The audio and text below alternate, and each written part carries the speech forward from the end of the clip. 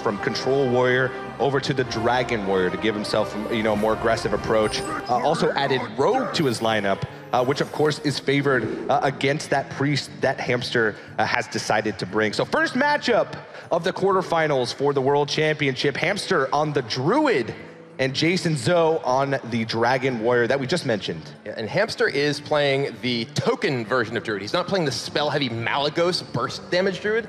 This deck is built more to play wide to the board, which can be pretty powerful against the Dragon Warrior because they don't have access to Brawl like Control Warrior does. It can be difficult for them to react if you're able to get a turn where you get an explosive big board. Yeah, so the Druid had an interesting performance over the course of the group stages.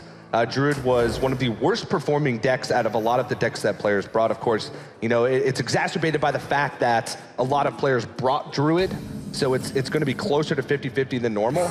But it didn't perform up to a lot of players' expectations, maybe because everybody knew that everybody else would bring the deck. Yeah, it is a deck that has pretty high variance. Games where you have your early wild growth, where you have Innervate, those can be very powerful, but it can be more difficult in games where you struggle and fall behind, particularly the Malagos version of Druid, at least in the early days of opening week, struggled. We did see the token version that Hamster is playing perform much better until a little bit of stumbles in the final days. Yeah, it does have a better matchup in the sort of Druid mirror. It preys on the other Malagos Druids because of the token nature of it. They have a hard time dealing with the wide board. And this opening turn from Hamster, he has Innervate and Coin to deploy a Violet Teacher. This gives him an ability to actually go in the board quickly. And this is one of the things that separates the token version from the Malagos version, the ability to go proactive early on. And in a matchup like this one, it could potentially end up being very strong if Jason doesn't have access to execute to remove an early minion. Oh yeah, I mean, the one thing that Dragon Warrior struggles with is coming back onto a board that it's lost. It has a lot of tools to make its board lead even further, but it doesn't have many tools at coming back. Deathwing is one of the ways that you can do it, but it's very far away. It's turn 10. We're a long way away from Deathwing here. But, you have to flip that switch early and start playing towards those outs earlier in this matchup if you get behind. Yeah, and the Fiery War Axe from Jason here is going to let him potentially remove this Violet Teacher pretty easily over the course of 2 turns. Hamster, he does not find a Power of the Wild or anything to even prevent his Violet Teacher from going down to just Fire Blast from Jasonzhou. So, Hamster invested a lot in that early Violet Teacher, and Jasonzhou has the tools to shut it down. He does, yeah. Now Hamster has to really think, is it worth Living Roots? Should I play into a Ravaging Ghoul? One thing to keep in mind is Jasonzhou only has 1 copy of Ravaging Ghoul in his own deck. So this would be the best time to play into it. And to be honest, Hamster really doesn't have too many other options. Yeah, he went with the plan of applying pressure. Can he go away from it now? Yeah, Ragnaros was not what he wanted to draw after that opening. He's already invested in Innervate, the Coin. Now drawing an 8-drop as his immediate turn 2 draw is not what he's looking for. Living Roots will let him make 3 saplings, 1 from the Violet Teacher as well as the 2 other. So if Jasonzhou does not find a Ravaging Ghoul or something else to allow him to contain them, they can do a lot of damage. But Jasonzhou does have that Fire Blast. So worst case scenario, he can just use his hero power to eliminate a lot of these 1-health minions turn after turn. And one thing that Dragon Warrior does very well is it curves out well. It's very rare that it doesn't find some plays to make throughout every stage of the game. So if Hamster misses more turns, if he doesn't draw into things that he can play early on, Jasonzhou can slowly use that Fire Blast to chip away at the board and try and gain back the board control. Yeah, and Jason here using his Alexstrasz as champion so he can remove 2 minions pretty easily and have the minion left on the board. This helps play around Power of the Wild if Hamster were to be able to buff his team with that. The Raven Idol for Hamster finds some reasonable options, but he's still very, very light on mana. He didn't have the acceleration from Wild Growth, so it's going to be difficult for him to take advantage of Nourish. He could potentially take the Nourish. He can't even cast it next turn, though. It's only turn 3, and he's already forced in a situation where he's reacting to Jasonzhou. It's not what he wants to be. If he knew that he would draw into a turn 4 play, then he would probably opt for the Nourish, just because his hand right now needs a lot more gas as far as like the next few turns go. He can't play the Ragnaros until turn 8. He's already used an Innervate, but he picks the swipe to sort of fill out his curve a little bit better. He's still going to need something for turn 5, though. Yeah, and this Hamster recognizing, okay, now my early Violet teacher was dealt with. I'm on defense now. He takes the swipe. He's going to be able to use that next turn reactively and hope to find something else to fill out his curve and allow him to deal with Jasonzhou's onslaught until he gets to be able to play Arcane Giant, Moonglade Portal, and Ragnaros. It has been a while since we've seen Dragon Warrior be a really popular deck. The execute change, had a big impact on a lot of the tempo warrior decks, including Dragon Warrior, the old school tempo warrior deck that Dragon Warrior sort of replaced. Jasonzhou still does run double copies of execute, so he's got 2 of those, so he will be able to handle some of the big threats.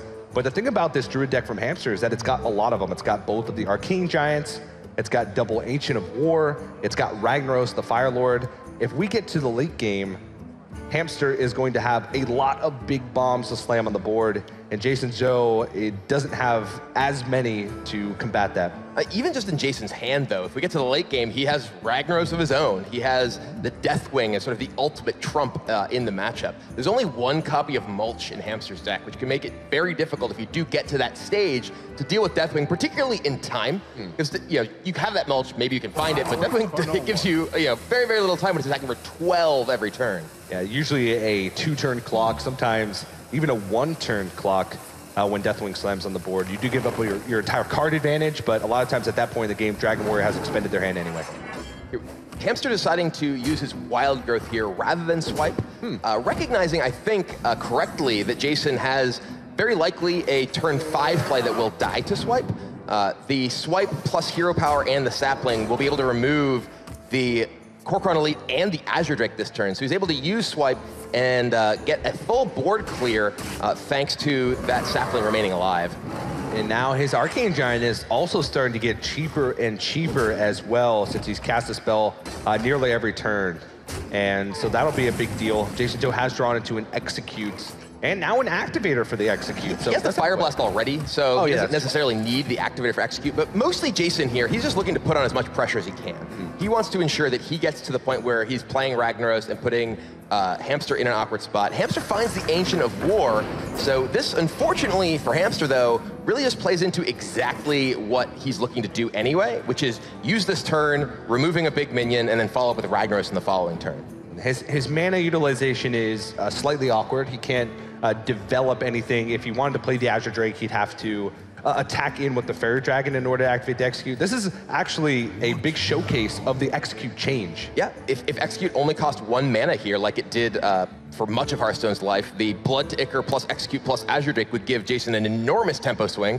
And we're kind of seeing, hey, that would have been really powerful. It would have Maybe been. it's right that it doesn't do that anymore. But yeah, we do see he's going to go ahead and use the Blood to Ichor just to clear the way and build a board presence. This is particularly powerful against the Ragnaros that Hamster has in his hand, developing a wider board and ensuring that Jason is able to continue putting pressure on.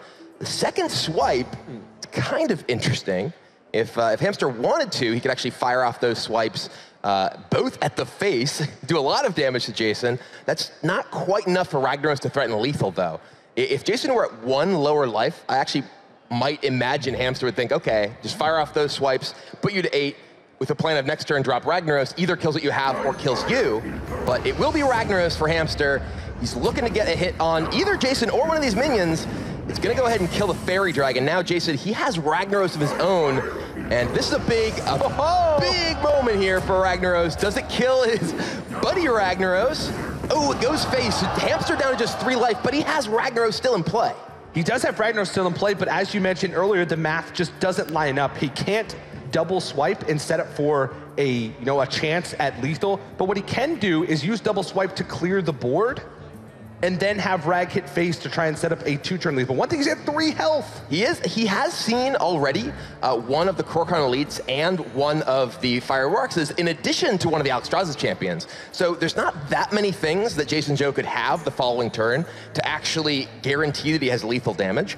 And Hamster sets up, because of the damage from the 2 swipes, he's putting Jasonzhou into range that he could potentially just kill him with Ragnaros the following turn. Yeah, it's really risky. There is a couple, there's Blackwing Corruptor, Grom Hellscream. Those are a couple things that could deal 3 damage at least the next turn to kill Hamster. We're gonna go for it, he gets a Karen Bloodhoof. This is an interesting line from Hamster here because he is leaving Ragnaros up unless he hits it with his own Ragnaros. And he does! Ragnaros goes down. Hamster is the master of the Fire Lord here, and now Jasonzhou, he's not only behind Ragnaros, but there's a Karen in play too. Yeah, Karen is so tough to remove. That's almost always going to deal 4 damage the next turn. Jason does have a Twilight Guardian to try and block some damage. And here Hamster, he has the ability, if he wants, to fire off, that's actually just lethal damage, I think. He can fire off 2 swipes to the face, attack in with the Karen, and yeah, Ragnaros will finish the deal. The Wrath kills off the Azure Drake, he just has lethal. Well, we'll see if he spots it. The bow swipes are going to the face. It looks like he has it. And that's gonna be Hamster taking game number 1 of our first quarterfinal match. And we saw, the Ragnaros showdown. We saw him